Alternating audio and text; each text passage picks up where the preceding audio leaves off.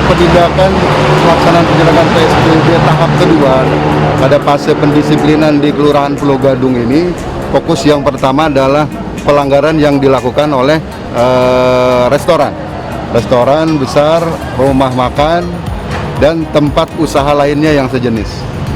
Nah, itu akan kita lakukan pemeriksaan manakala mereka melakukan pelanggaran. Salah satunya pertama, dia masih menyediakan layanan makan di tempat yang seharusnya take away atau makan dibungkus atau daring atau pasahan antar. Nah, yang kedua, dia tidak melaksanakan protokol kesehatan. Dia tidak mengatur, tidak ada cuci tangan, kemudian tidak ada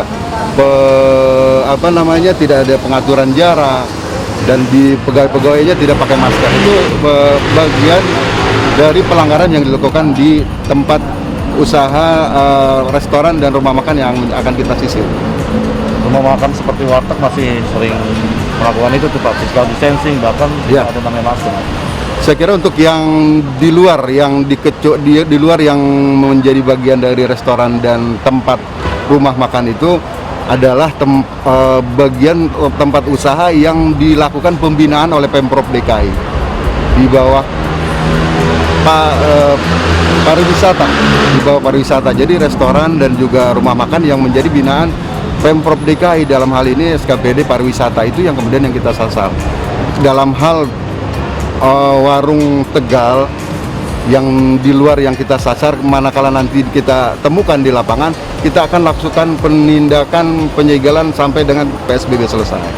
Penutupan apa? Iya, tutup sementara. Kalau kemudian dia sudah dilakukan penghimbauan, sudah teguran tertulis, sudah, itu langsung ditutup sementara sampai dengan selesai PSBB. Selain itu Pak, masker Pak, masih banyak pelanggaran-pelanggaran yang ditemukan nih Pak di wilayah Kota Jakarta Timur sendiri. Iya, saya kira untuk masker juga aturannya sudah jelas, ada di pasal 4 bahwa dalam rangka pembatasan kegiatan luar rumah itu, setiap orang yang kedapatan tidak memakai masker di tempat umum, di lokasi-lokasi umum, dikenakan denda administrasi ataupun kerja sosial. Itu akan kita lakukan penindakan juga. Himbauan bagi warga sendiri Pak untuk tidak melakukan pelanggaran yang ada di fase. Saya kira persoalan fase kedua ini mengingat berbagai situasi dan kondisi, termasuk juga hal-hal yang lain, tentu tidak cukup hanya penindakan.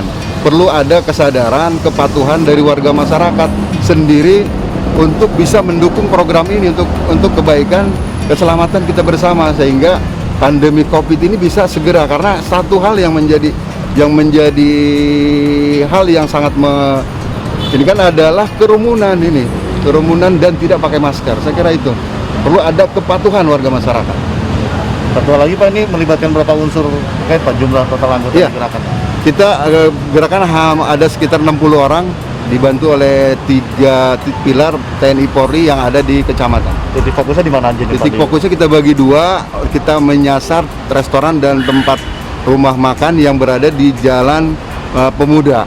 Yang kedua, tim kedua nanti akan bergerak di Jalan Balai Pustaka dan sekitarnya, Jalan Paus, Jalan Balai Pustaka. Saya kira itu. Terima kasih Pak.